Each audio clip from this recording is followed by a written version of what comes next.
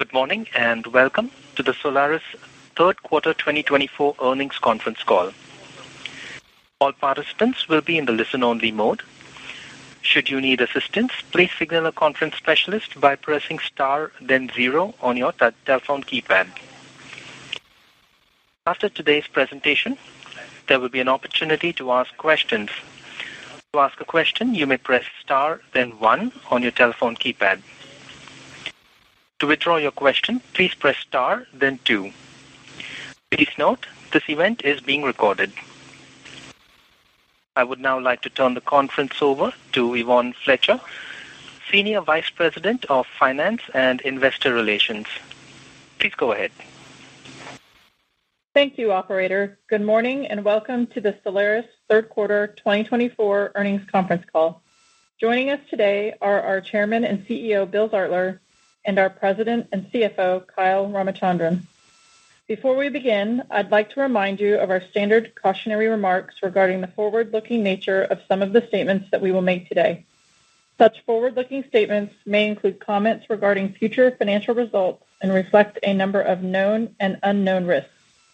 Please refer to our press release issued yesterday, along with other recent public filings with the Securities and Exchange Commission that outline those risks.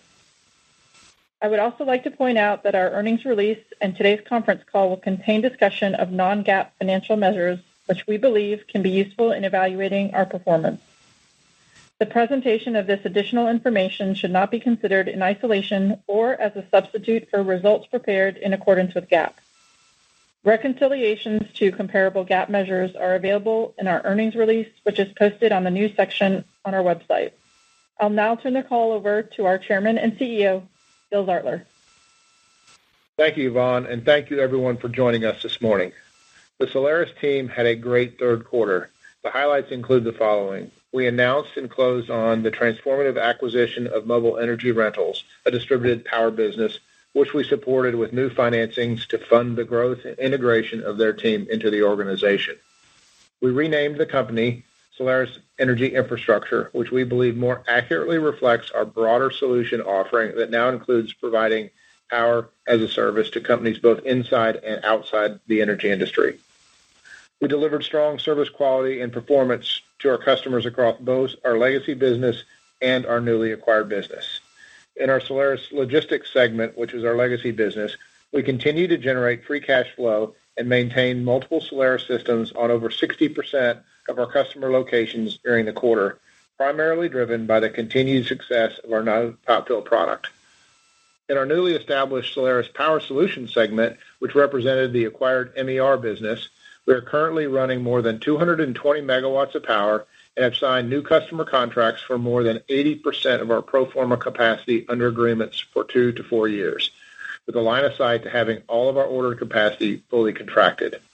These accomplishments helped to drive our third quarter results of $75 million in revenue and $22 million in adjusted EBITDA, which includes only a 20-day stub period in September from the Power Solutions business.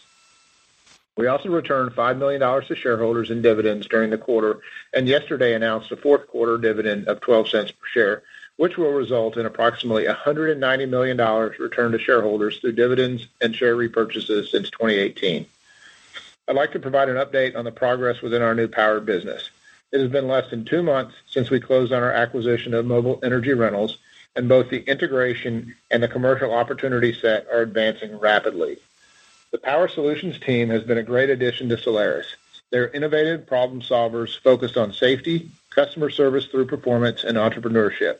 This aligns well with our company values and culture.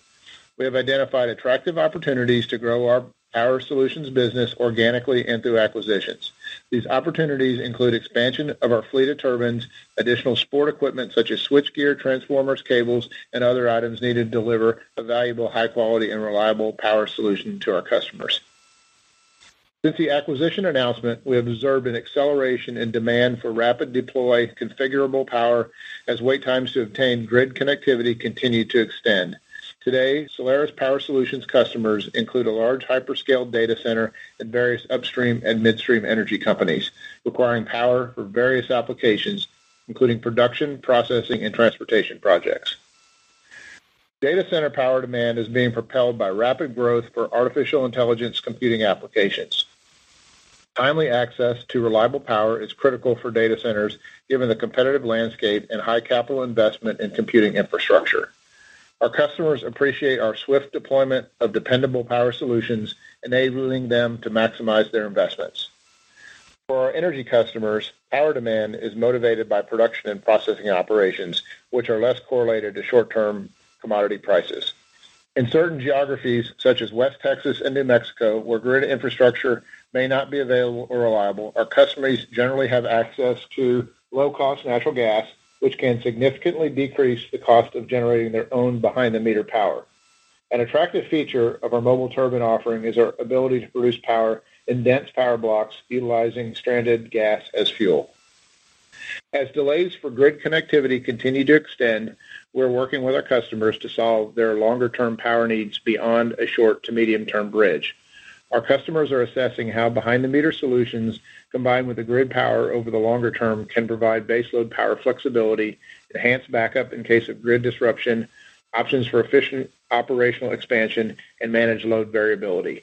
Additionally, because our equipment is located on or close to the demand center and uses local fuel, we can generally be cost competitive on a relative basis with line power.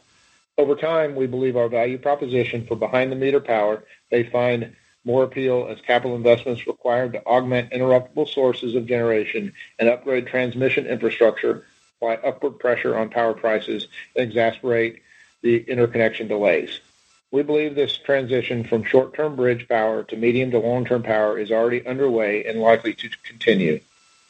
This transition is demonstrated by our recent success in contracting our fleet.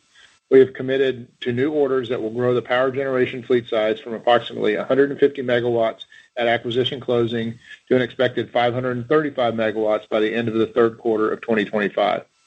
At acquisition closing, almost all of the Power Solutions segment capacity was operating under short-term agreements, and our commitment to fleet expansion was predicated upon advanced customer interactions. In the 2 months since closing, we have converted those engagements into contracts for approximately 450 megawatts, or more than 80% of our ordered fleet capacity.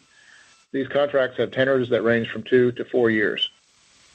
We also have visibility to the full effective utilization of our ordered fleet based on advanced discussions with our customers and prospects. Our clients value our team's ability to execute, and they've indicated interest in expansion beyond our currently planned capacity. We are carefully assessing our planned capacity alongside the range of market opportunities. Turning to our Solaris Logistics Solutions segment, the U.S. drilling and completions levels remained choppy in the third quarter, but activity on average was roughly in line with our expectations of flat compared to the second quarter of 2024. Our logistics solution activity generally followed the industry as we averaged 91 fully utilized systems, roughly flat with the second quarter. We followed 56 completions crews on a fully utilized basis in the third quarter, which was flat sequentially, and we maintained multiple systems on over 60% of those locations. That 60% is also double where we were in early 2023, highlighting the success of our strategic investment in building and deploying a fleet of top-fill equipment that drives efficiencies for our customers, as well as increased earnings opportunities per location for Solaris.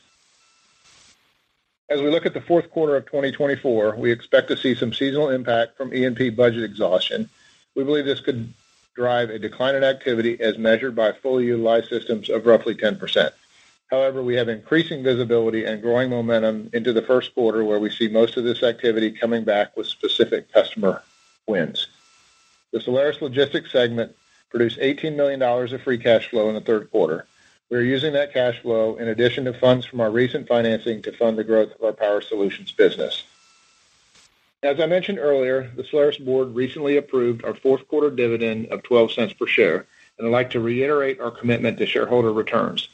We continue to demonstrate strong free cash flow generation from our logistics solutions business, and we've increased visibility to free cash flow generation from our recently signed Power Solutions contracts. This should lead to a significant inflection in free cash flow during the second half of 2025 following the completion of our current growth capital plans. The end market diversification and enhanced growth profile of our pro forma earnings and cash flow stream, combined with the multi-year tenors of the power contracts we are signing, are expected to provide support for our shareholder returns program, even as we continue to invest to grow our power fleet's capacity.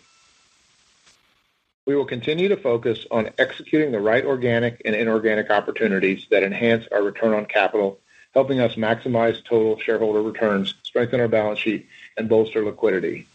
With that, I will turn it over to Kyle for a more detailed financial review. Thanks, Bill, and good morning, everyone. I'll start by recapping our third quarter financial and operational results. We will also provide a financing and guidance update.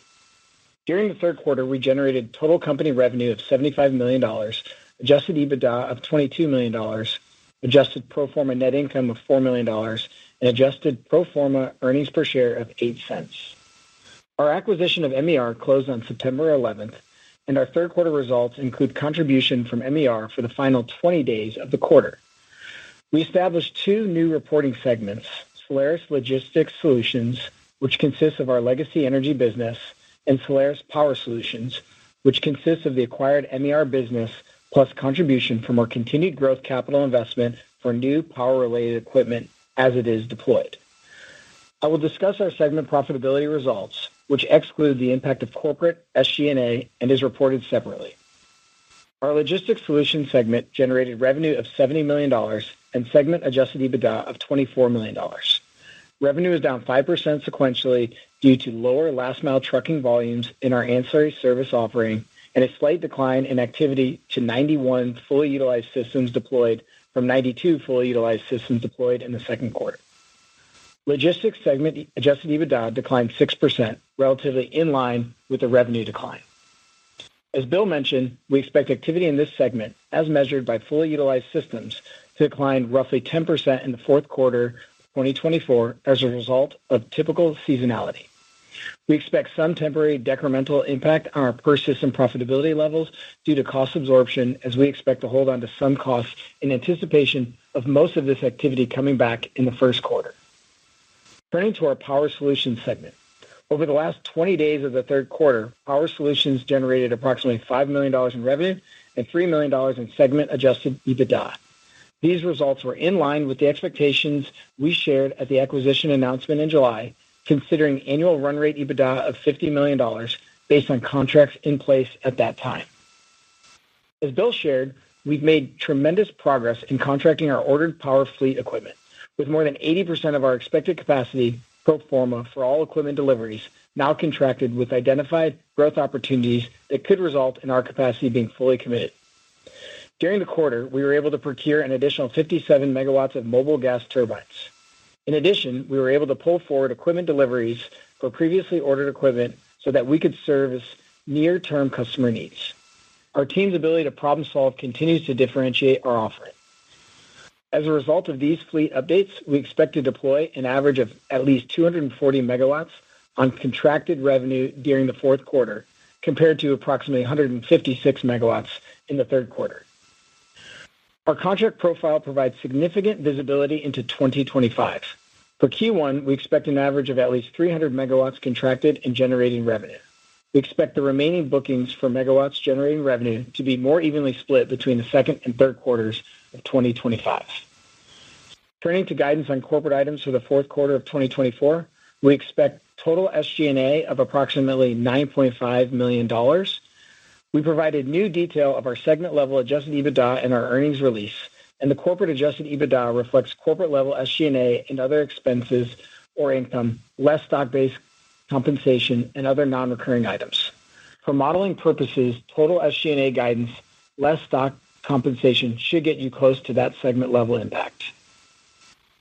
Netting these impacts to the total company adjusted EBITDA level should result in fourth quarter 2024 adjusted EBITDA of between $33 and $36 million. For the first quarter of 2025, our ability to deploy megawatts in our power business quicker than we originally forecast, combined with the visibility from our recently signed power contracts, should drive a total adjusted EBITDA in excess of $40 million. Below the operating line, we expect interest expense to be approximately $9 million for the fourth quarter. We expect the total pro forma tax rate to be approximately 26%, and the pro forma dilutive share count to be approximately 61 million shares. Turning to an update on our balance sheet, cash, and liquidity picture. In conjunction with the transaction, we closed on a $325 million senior secured term loan and shortly after the quarter ended, we finalized our new senior secured credit facility that provides additional liquidity of up to $75 million. We expect to use funds from these financings as well as cash from operations to fund our near-term growth capital plans and liquidity needs. We ended the quarter with total debt of approximately $325 million and $117 million in total cash, of which $98 million is restricted for growth capital expenditures. Our new credit facility remains undrawn. During the quarter, we generated operating cash flow of approximately $11 million and deployed $58 million for capital expenditures. The vast majority of these investments were for progress payments on our power equipment order book, with approximately $2 million of this CapEx for sustaining capital at Solaris Logistics. Looking at the fourth quarter, we expect total company capital expenditures of approximately $130 million, which should trend down to approximately $75 million in Q1 of 2025 and approximately $75 million in Q2 of 2025. And finally, approximately $15 million in Q3 of 2025. Our capital expenditure assumptions include only the equipment we have on order today, and we will provide an update if opportunities materialize that require additional investment and provide attractive returns. Our forecast also includes approximately $3 to $4 million of quarterly sustaining capital expenditure for Solaris Logistics, as the majority of our capital expenditures will be for progress payments for power equipment on order. We anticipate taking final delivery of all equipment currently on order by the end of the third quarter of 2025 and expect free cash flow to inflect back to positive during the second half of 2025. Other uses of cash include our shareholder returns program. As Bill mentioned, our board recently approved our 25th consecutive dividend of 12 cents per share, which will be paid on December 16th to holders of record as of December 6, 2024. On our current share count, this should equate to a little more than $7 million per quarter in dividend payments. Pro forma for the fourth quarter dividend payment, Solaris has returned $190 million to shareholders since we began our shareholder returns program in 2018. We remain committed to sharing our success with our shareholders and employees, each of whom owns shares of Solaris stock, and are aligned with management to continue growing earnings, cash flow, and shareholder returns. With that, we'd be happy to take your questions. Thank you. We will now begin the question and answer session. To ask a question, you may press star then one on your telephone keypad. If you are using a speakerphone, please pick up your handset before pressing the keys. If at any time your question has been addressed and you would like to withdraw your question, please press star then two. At this time, we will pause momentarily to assemble our roster.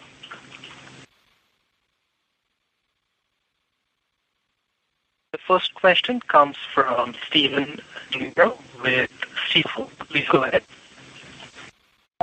Thanks, and good morning, everybody. Good morning, Steve. Well, first, thanks for all the great detail. That was a lot of detail, especially from Kyle.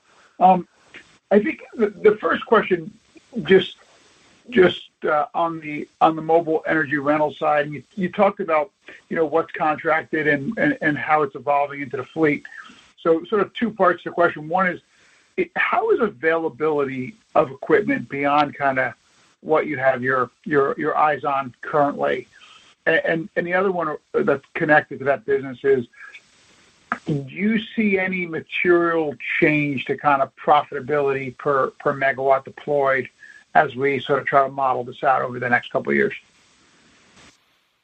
Availability is still very tight. Like I said, we have a great team in the mobile energy rental guys, and we've been able to find a few things and horse trade a few around with the manufacturers and move some things up in the queue. But in general, it still remains very, very tight in the marketplace. So it happened, I think, from a contractual perspective, we were very pleased to term up at rates, fairly similar to where we were using shorter terms. So I think the market is telling us that it's tight and it's willing to lock the power up for longer periods of time, recognizing that the chunkier stuff, in the data center world needs to be there for much longer than sort of the original very short-term bridge. I think the same goes for the oil field customers as well, that the recognition that Permian Basin, Delaware Basin, you're seeing, long lead times to get connected up, and might as well lock the power up for a longer term. So we're seeing that happen. We're seeing pricing, probably remains, flat to up over the next several years. Great. That helps.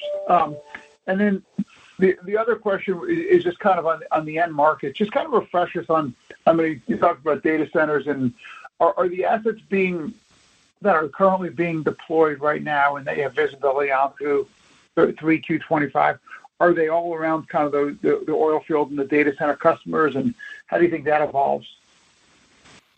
Kyle can probably give you a detailed percentage, but currently we've got 6 sites under contract, but the majority will be in 2 big hyperscale data facilities with the bulk of the power. And what's that percentage? It's about 75% of the power probably goes into the data center market. When we look forward to what the look as of the end of the third quarter, beginning of third quarter next year is probably 75% data center. I think when we originally bought the business, we were sort of thinking it would evolve 50-50. We'll tell you the hyperscalers' demand for power has been significant and growing, and they're recognizing the need to term that up. And so I think it's weighted us heavier that direction than we originally forecast. Yeah, and the overall size of those installations is significant. So when you look at the weighted average of the megawatts, from a location standpoint, it's probably closer to the 50-50. But as far as megawatts go, the data centers are very intense as far as the power demand. Okay. Great. Thank you for the color. Thank you. Thank you. We have the next question from Sean Mitchell with Simmons. Please go ahead. Hey, guys. Can you hear me okay? Yeah, hear you great, Sean. So a couple for me. What are you, do you have any options on the back of the solar turbine capacity that you have locked up, meaning beyond third quarter? Are there any options there for you? And then, Kyle, maybe for you, just how valuable are the slots or the capacity you currently have locked up in terms of, dollar amount? I mean, these things have gotten way more valuable since you signed this deal, I've got to believe. So just, is there any way to put a value on that? Value of the slots. I mean, we want to take delivery of them. We've got them filled into our demand, and so the return on that capital, as we've termed it up, is roughly in line, maybe slightly better on average, but it's all firmed up in much longer places than we originally forecast. I think we're actually up a little bit on an overall basis. Kyle can dig into that a little bit with you. And then in terms of looking forward, yes, we're in active dialogue about what we're willing to commit to going forward and what kind of contractual arrangements our customers would like to see with those incremental assets. And I think, specific to a couple of our OEM partners, our team that came in through the acquisition has a long history with effectively product development with a lot of these guys. And so I think we and the OEMs are thinking about, what does the medium to long-term solutions look like for this evolving power space? So I think there's a fair amount of value in that relationship. So slots, yes, those are here today. But I think as we look forward, we're in a position, I think, to really be on the cutting edge of what the market looks like as far as the balance of different solutions for this evolving market. So today we've got a fleet of the 5.5 megawatt turbine, 16.5 megawatts, and a 35 megawatt unit. And so as we look forward, that we're very comfortable with that fleet, but are also evaluating other options within the broadly distributed fleet that we see developing here over the medium to long term for the company. I would add that I think that the notion of this behind the meter bridge power, the bridge is getting longer, and that implies you need to do a few more things with the assets in terms of how long they may sit there, what you need to do from a regulatory perspective and permit perspective. So that market is evolving, and I think it's looking closer to longer, medium-term bridges as opposed to what we thought may have been just kind of temporary short-term, startup power needs, if you will. Got it. And then, Bill, just on that point, you talked a little bit earlier in the call about the delays for grid connectivity. Are the customers basically saying it's getting longer? I mean, I guess it's not getting better. So getting longer, and the demands for some of the especially the artificial intelligence-driven data centers are higher than the utility can even get to it in the near future. So it's both longer lead times on incremental and then pure size perspective. It's much longer term. Thanks for all the color. It's going to be fun to watch. Yep. Turn it back. Thanks, Sean. Thank you. The next question comes from David Smith with Pickering Energy Partners. Please go ahead. Hey, good morning, and congratulations on the strong contract coverage. Thanks. When you announced the MER deal, I think you showed planned year-end 25 capacity at 478 megawatts. Went up to 525 in the September investor presentation. It's 535 now. Could you give some color on that additional 57 megawatts? Maybe how opportunistic that was, and how you see the potential for additional capacity growth beyond placing orders for new equipment. Well, I think Bill hit the point. The market is very tight, and that nothing has changed there. I think importantly, all of those increments were tied directly to a demand on the customer side. So the incremental orders were to meet a specific need. So I think that's important. The reality is there were a couple ones and twos that we were able to cobble together. From a short-term perspective, really don't see a whole lot available out of the OEMs, at least through the balance of this year and for most of next year.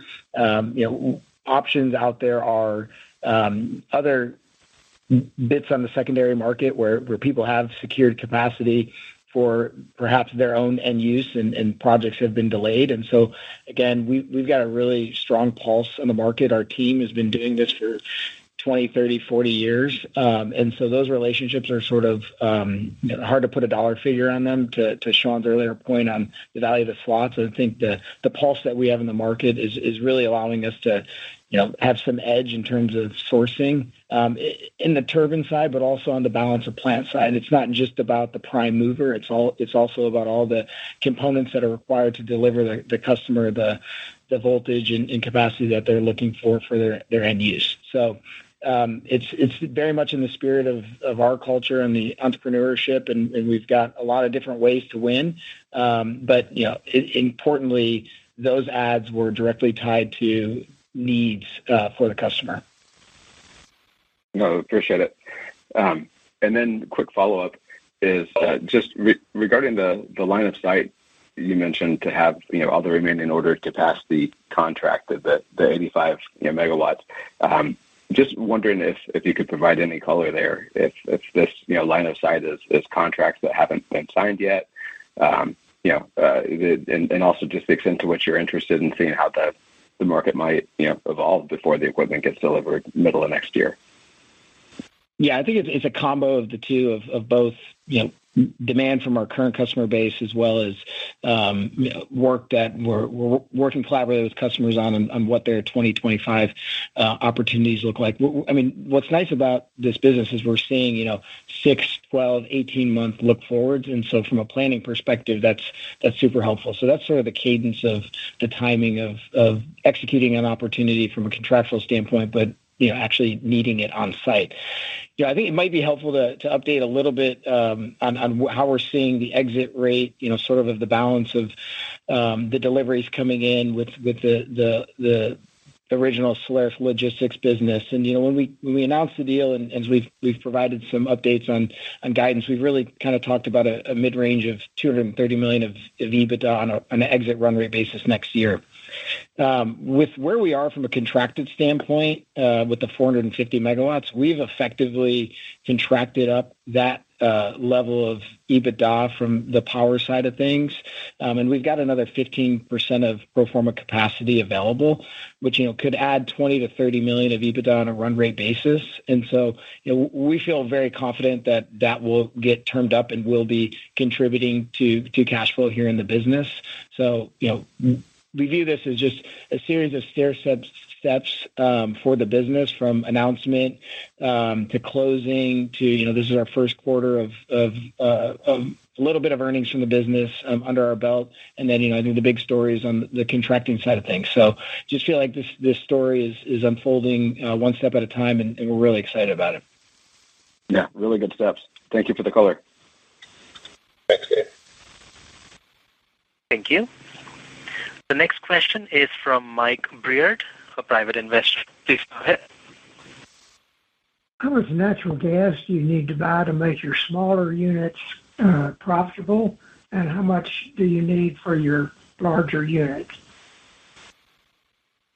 Well, I think from a contractual standpoint, we're providing the turbines and the balance of plant to allow the customer to generate electricity power on their location. So they're ultimately purchasing the gas, or they're using their own gas in the oil field applications in a number of instances. But when we look at sort of the total cost of ownership between the rental of the equipment and then the gas consumption for fuel, we do see the solution as being relatively competitive with alternative baseload power, particularly when you're looking in the energy side where you've got stranded field gas that really doesn't have a market. It actually may be significantly lower than what they're paying the utilities. But the turbines are very efficient and are good consumers of fuel, and we're actually working on a couple of different applications that could drive improvements in the heat rate on the units.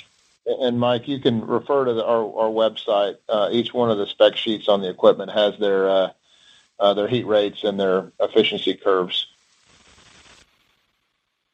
Okay, I was just wondering how much natural gas would be required either for you to buy, for the customer to buy. Yeah, it'll be embedded in the heat rate and temperature curve. It varies at ambient temperatures, and so there's an ISO number. And all that, the specs, there's actually some graphs on our website that explain that for the 5.7s and the 16.5 megawatts. Okay, thank you. Thanks. Thank you. We have reached the end of the question and answer session. I'd now like to turn the call back over to Mr. Bill Zartler for any final closing remarks. Thank you, Darwin. I'd like to conclude today's call by reiterating that Solaris remains committed to providing exceptional service quality and value add to all of our customers. We leverage our innovative technologies across both of our business segments, and our leading market position within the logistics solutions segment underscores our unwavering commitment to our customer base, which will remain a core focus of Solaris going forward. And we are equally focused on executing the large commercial opportunity set in the power solutions segment. It's accelerating rapidly, and it highlights the further need for bespoke behind-the-meter power generation applications across a variety of end markets. Together, the combined businesses are uniquely positioned for significant growth and increased total shareholder value. I'd like to thank our employees, customers, and suppliers for their continued partnership in making the Solaris successful. Thank you.